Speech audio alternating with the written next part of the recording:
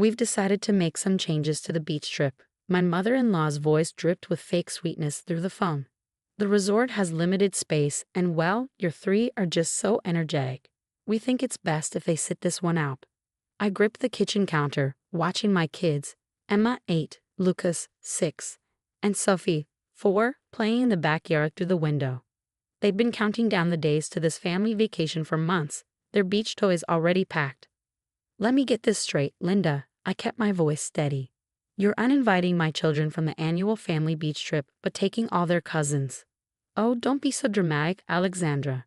It's just that Melissa's kids are better behaved at these sorts of places, and Jessica's twins are more resort appropriate. We're staying at the Diamond Beach Club this year. It's very exclusive. Of course it was. My sister-in-law Melissa's country club membership probably got them the booking. She never let anyone forget her husband's banking career or her designer wardrobe. The kids have been looking forward to this for months, I said, watching Sophie chase butterflies in her dinosaur t-shirt. They already picked out special shells to give their cousins. Well, perhaps if you and David focus more on etiquette and less on letting them run wild. Linda's words twisted like a knife.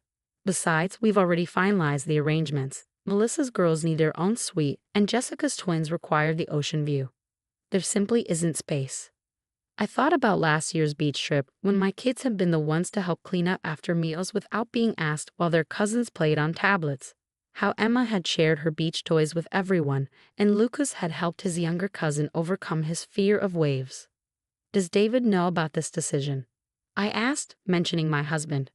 Oh, he understands. It's for the best, really. The Diamond Beach Club has standards. Just then, I heard squeals of laughter from outside. Lucas had set up the sprinkler, and all three kids were running through it, their joy pure and uninhibited. No designer clothes, no forced manners, just genuine happiness. You're right, Linda, I said finally. The Diamond Beach Club does have standards, and thankfully, so do I. What's that supposed to mean? It means my children won't be anywhere they're not fully welcomed. Enjoy your exclusive vacation. I hung up before she could respond, my hands shaking but my resolve firm. The kids were still playing outside, blissfully unaware that their grandmother had just deemed them unworthy of the family vacation. David found me at the kitchen table that evening, after the kids were in bed. One look at my face, and he knew something was wrong. Your mother called, I said quietly. She's uninvited our kids from the beach trip. Apparently, the Diamond Beach Club is too exclusive for children who actually act like children. His face darkened. She did what? Oh, but Melissa's perfect princesses and Jessica's designer twins still get to go, I added, unable to keep the bitterness from my voice. They're resort appropriate. I'll talk to her, David started, but I shook my head. No, I'm done trying to make your family accept our kids for who they are. They're kind, they're happy, and they're perfectly behaved. If that's not good enough for your mother's precious resort vacation, then we'll make our own plans. David was quiet for a moment, then asked, What are you thinking? I pulled out my laptop, opening a familiar webpage. Remember that cute little beach house we looked at last year? The one on Crystal Cove? It's still for sale. Alex, that's a huge investment.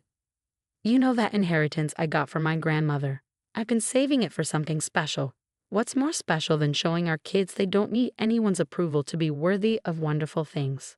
As I clicked through the photos of the modest but charming beach house, I thought about Linda's dismissive tone, Melissa's stuck-up attitude, and all the times our children had been made to feel less than by their father's family. Besides, I added with a small smile, Crystal Cove is known for its sea turtle nesting season.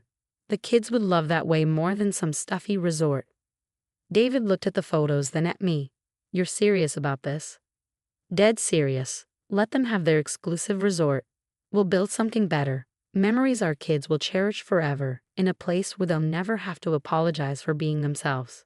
What I didn't tell David was that I'd already checked the weather patterns for the summer. The Diamond Beach Club sat on a stretch of coast notorious for its hurricane exposure. Crystal Cove, protected by a natural barrier island, was significantly safer. But that would be their problem to discover later. As I sent the email to the realtor requesting a viewing, my phone buzzed with a text from Linda. I hope you understand this is really for the best. The resort has such lovely etiquette classes for the other children. I didn't respond. Instead, I looked at the photos pinned to our fridge. Emma helping at the animal shelter, Lucas at his messy art show, Sophie proudly holding up a jar of bugs she collected.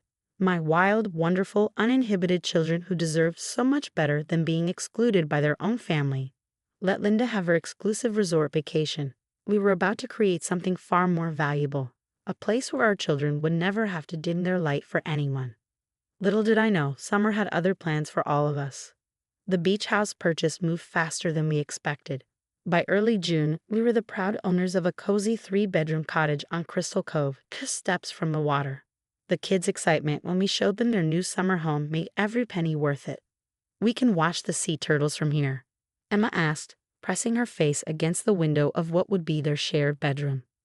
"Better than that," I smiled. "There's a sea turtle conservation program that lets kids help monitor the nests. I've already signed you up as junior volunteers." Their eyes lit up with pure joy, the kind that no exclusive resort could ever match. Meanwhile, snippets of the family's luxury vacation plans kept trickling in through group chats I hadn't been removed from. Melissa posted photos of her daughter's custom-made resort wear. Jessica shared screenshots of the Diamond Beach Club's amenities. Linda couldn't stop talking about the private cabanas and formal dinners. "Did you see Mom's latest post?" David asked one evening as we painted the kids' room a cheerful seafoam green. "They've hired an etiquette coach for the cousins before the trip." I rolled my eyes. Because heaven forbid a child eat with the wrong fork while building sandcastles. The first hint that karma had plans came in mid-June, a small notice about unusual weather patterns forming in the Atlantic. I saw Linda's worried posts about hurricane season starting early, but she quickly assured everyone that the Diamond Beach Club had excellent indoor activities. We spent weekends getting the cottage ready, letting the kids pick out decorations and help paint shells to hang on the walls. Sophie's collection of beach treasures grew daily. Tiny crab shells, smooth stones, and sea glass filled jars along her windowsill. Then 2 weeks before their scheduled resort vacation, the weather reports turned serious. My phone rang on a Tuesday morning. Linda's name flashed on the screen. "Alexandra," she said, her voice tense. "I suppose you've seen the weather reports?" "About the potential hurricane?" "Yes, we've been monitoring it for our area too." "Well, the Diamond Beach Club is being cautious. They're suggesting we might need to postpone." I could hear the panic beneath her forced calm. Non-refundable deposits had already been paid. Melissa's girls' custom wardrobes couldn't be returned. "That's unfortunate," I replied, watching through the window as Lucas helped Sophie build a sandcastle. Crystal Cove is actually protected from the worst storms by the barrier island. We're still good to go with our plans. The silence on the other end was delicious. About that, Linda's voice turned syrupy sweet. "We were thinking, since you have that cottage, perhaps we could all—" "Oh, Linda," I cut in, matching her false sweetness. "The cottage isn't really up to resort standards. No etiquette coaches or private cabanas. The children might have to actually play in the sand and get their feet wet. I wouldn't want to subject your more refined grandchildren to such conditions." Another long pause. "Alexandra, be reasonable. We're talking about family here." Exactly what I said when you uninvited my children from your vacation. The weather reports grew more ominous over the next few days. The Diamond Beach Club finally announced they were closing for the week of the planned vacation. No refunds. The family group chat exploded. "Melissa, this is a disaster. The girls' resort wardrobes will be wasted." Jessica, the twins were still looking forward to the supervised beach meditation sessions. Linda, "Alexandra, surely you can understand the position we're in. Your cottage is the only option now." I let them stew for a few hours before responding. "While we'd love to help, we've already promised the kids they could invite their friends from the Sea Turtle program.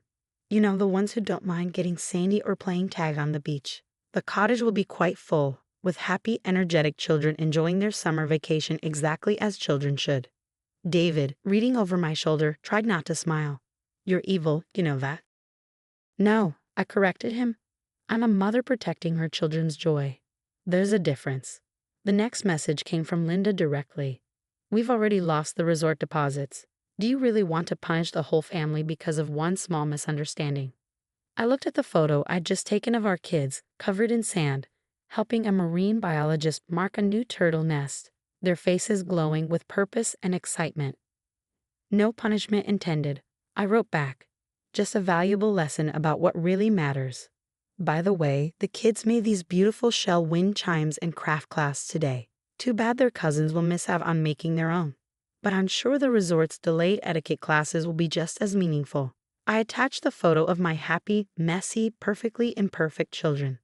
David wrapped his arms around my waist, watching the message bubbles appear and disappear as his family struggled to respond.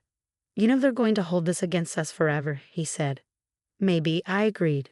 But our kids will remember this as the summer they learned that being themselves was more valuable than fitting someone else's standards. That's worth any amount of family drama. Outside, a baby sea turtle made its way to the ocean as our children watched in wonder, their cousins' formal resort wear and etiquette lessons forgotten in the magic of real life unfolding before them. Sometimes the best revenge isn't about getting even, it's about getting better. And as another hurricane warning lit up my phone, I couldn't help but smile at the perfection of nature's timing.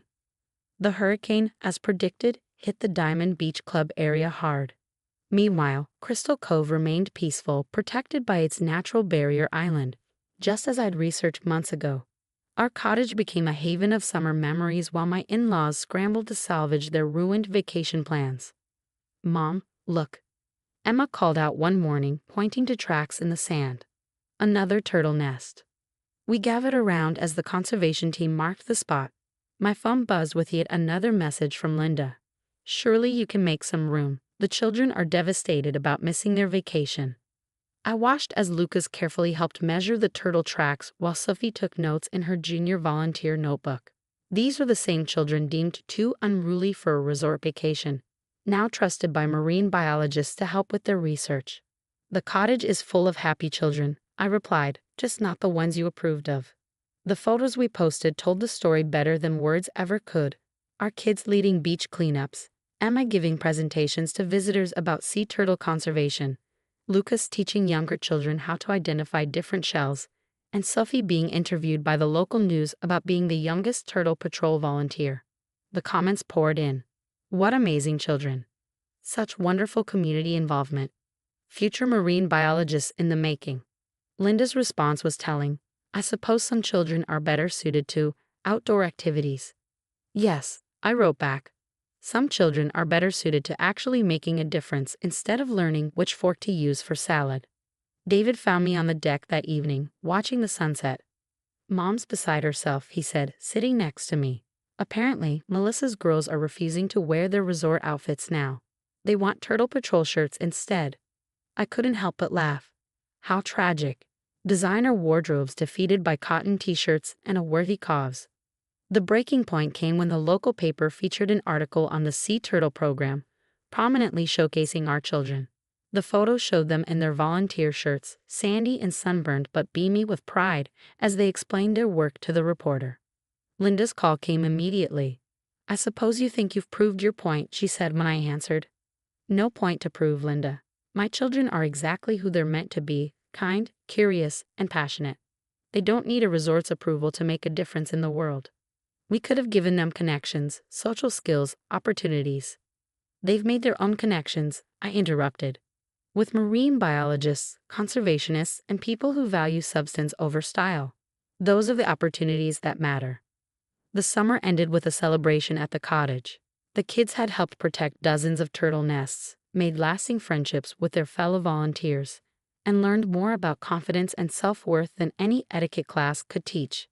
As we packed up to head home, Emma handed me a jar of carefully collected shells. Can we give these to the cousins? She asked. They look kind of sad in their photos.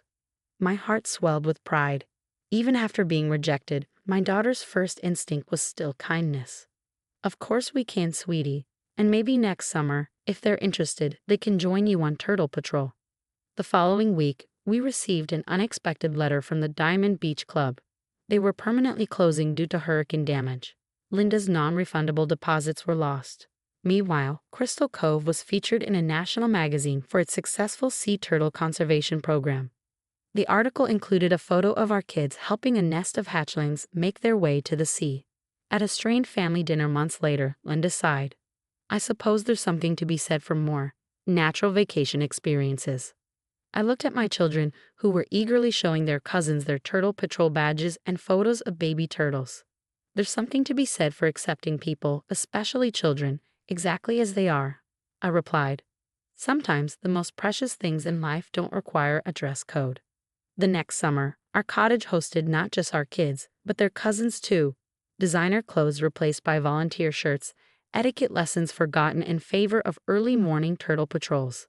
Even Melissa had to admit that her daughter seemed happier making a difference than making appearances.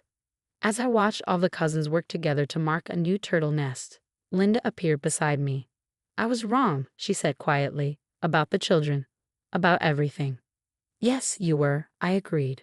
But they're teaching us all something valuable, aren't they?